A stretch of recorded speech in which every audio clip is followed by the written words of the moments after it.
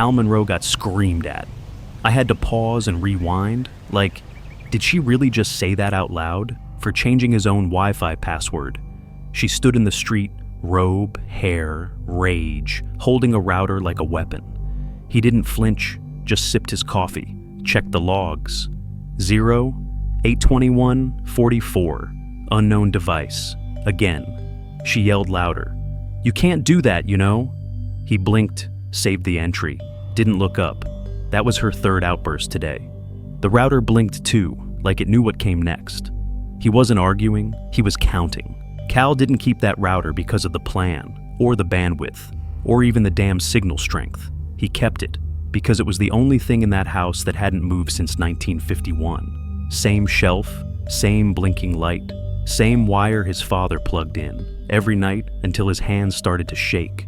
The man never said much. He didn't teach Cal how to shave, didn't show him how to fight, but every Friday, like clockwork, he'd plug in the LAN, then nod, like saying, still works, still ours.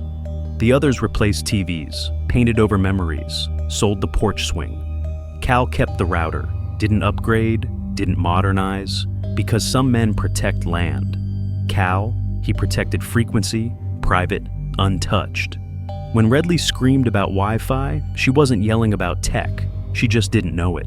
She was screaming at the one thing that still had his father's fingerprints.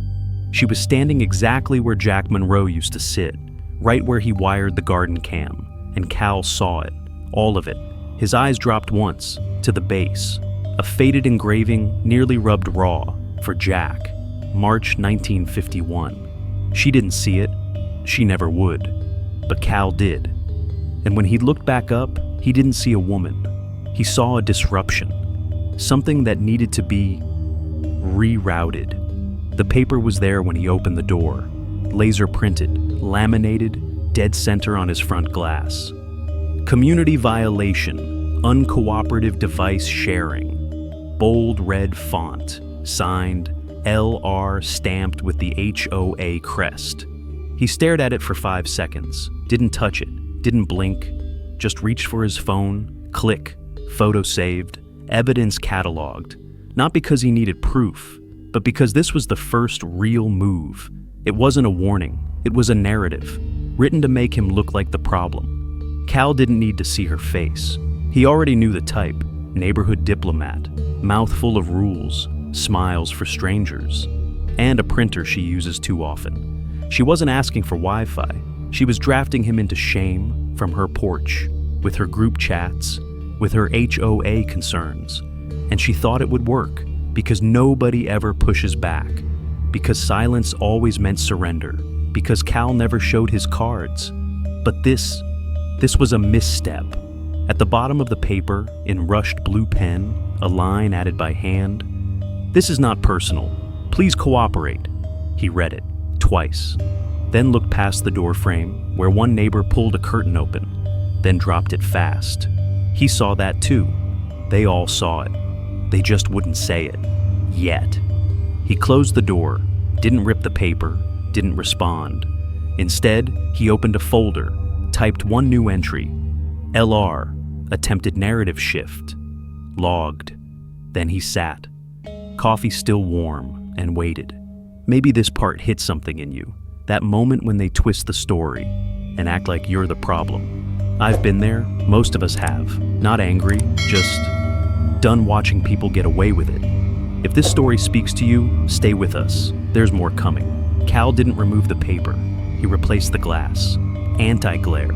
Tinted just enough to turn the outside world into shadows. From now on, they wouldn't see in. But he could see everything. He moved quieter after that. Didn't mention the notice. Didn't post online. Didn't knock on any doors. But his router log doubled in size that week.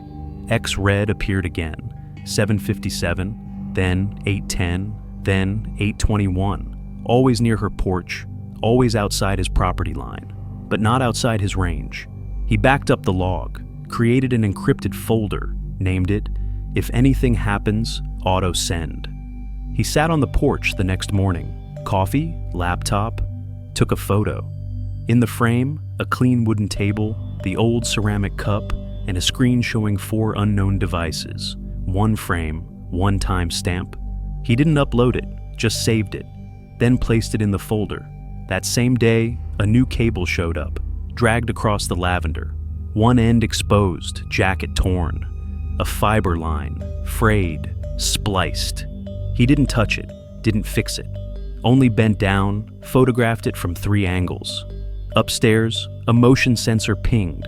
Outside, a neighbor's dog barked. Curtains moved. Someone always watching, no one ever speaking. A day later, an HOA email thread reached him by mistake, forwarded twice. No one caught it.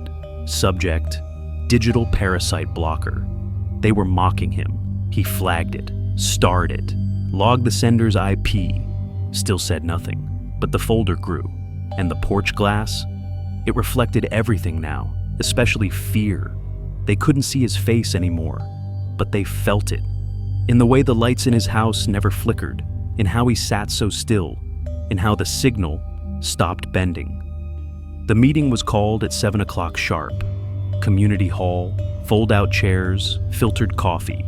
HOA board at the front. Residents lined up, some whispering, some already angry. A printed agenda sat on every chair. Item 3. Concerning digital hostility by Mr. Monroe. Cal walked in last, quiet, buttoned shirt, same coffee cup, no folder, no paper, just a laptop. He sat 2 rows back, didn't raise his hand, didn't look around. The woman in floral stood near the podium, her voice, loud, trembling from its own certainty. He refused device-sharing protocols. He installed surveillance. This is textbook cyber blocking. We have neighbors who agree, don't we? A few nods, a few coughs. Most eyes avoided his. She smiled. Wrong move. Cal opened his laptop, clicked once, dragged a file, dropped it into the shared screen link.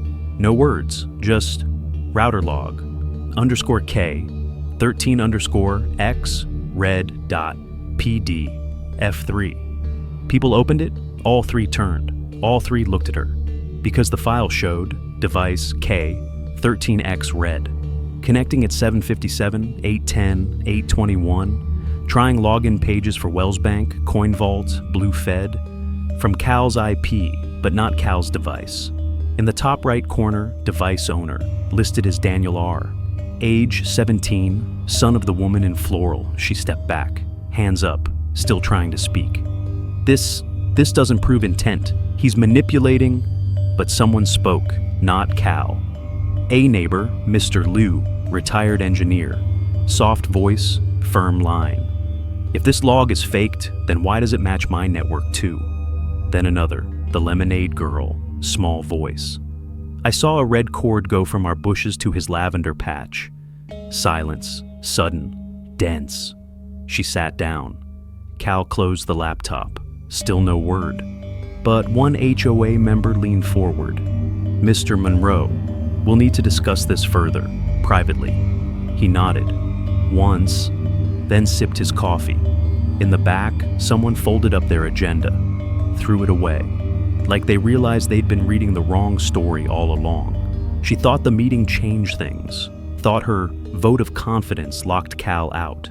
The printout with his name in bold, community risk alert, circulated like a scarlet letter. She smiled wider now, even posted a photo from the HOA group, handling it the proper way. Cal said nothing, didn't even open the group. He was reading something else, a subpoena forwarded from his lawyer, filed under seal, based on digital forensics. From his own network, she never saw it coming. 2 days later, another HOA meeting. This one streamed on Zoom. She logged in from her kitchen, still in full floral, a mug reading Neighborhood Matters on her counter. She opened with fire. Cal Monroe refused to comply, so we contacted law enforcement, formally. Some nods, a few typed clap in the chat. But then, 3 knocks, not in the meeting, in real life, her door. She hesitated, muted herself, stepped away. The HOA feed stayed open, but behind her chair, in blurry Zoom background, 2 figures in FBI windbreakers, talking to her. She looked smaller when she came back, eyes darted, hands shaking. A man in the chat asked, "Is everything okay?" She didn't reply. Cal didn't join that meeting. He didn't have to. The next morning, HOA's Facebook page quietly removed her from admin status. A pinned comment replaced her weekly post. We're reviewing all past decisions related to digital access. That afternoon, a neighbor, Mrs. Adwell, 74, forwarded an old email. Mrs. Redley once asked me for the Wi-Fi password, said it was shared by HOA, but there's no such thing. 2 hours later, Cal received a voicemail from a former friend of his mother, quiet, shaky. I didn't know. If I did, I would have said something. He replayed it once, then deleted it. The silence he'd built around her had done its job. No press, no shouting. Just the quiet collapse of someone too loud for too long. In the end, she wasn't dragged out. She just faded. Exactly the way she never thought she would. No one spoke to him. But by sunrise, there was something new on the fence. Not a sign, not a threat. Just a tin jar of dried lavender, bent at the neck. A little rust on the base, set right where the old garden line used to be. Right where her heel crushed the last stalk that day she screamed into the street. He didn't stand by it, didn't even come out. Someone said they saw the front door open just long enough for a hand to place it. The wind caught the lid, tapped it once against the wood. Cali, not loud, but enough to make the man walking his dog stop. He looked, didn't touch it. Just stood there, reading the silence like a note too sharp to play. The HOA group had no new posts that morning, except one, anonymous, posted at 3:12 a.m. Some people don't want power. They just want peace where their memories still live. No name, no replies.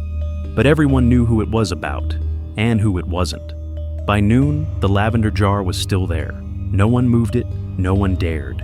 Even the new HOA admin left it off the landscaping report, like it didn't exist.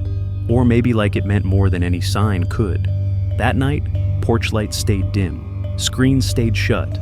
Cal's router blinked once at 7:57 p.m., then again at 8:21. But it was just the log checking itself. Nothing unauthorized, nothing loud. Just order, quietly restored, and one dry lavender jar marking a line no one would cross again. Final line, voice slow, low. Not everyone fights to win. Some just want no one to touch what they kept alive for too long. The lavender didn't bloom that summer. It dried early, shrank in on itself. But it stayed rooted, even after the soil cracked, even after someone stepped on it, thinking no one saw. Some things hold on, not because they're strong, but because someone once planted them with care. Cal didn't replace it, didn't water what couldn't come back.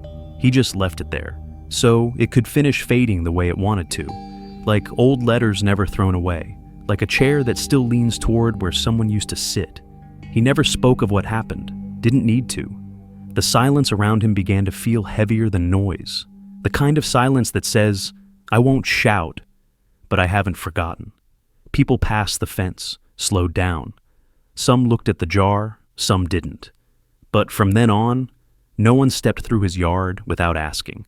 And that's the thing about quiet justice. It doesn't need applause, just a clear boundary, and a memory that doesn't move when pushed, because sometimes what stays silent the longest is the part that holds everything together.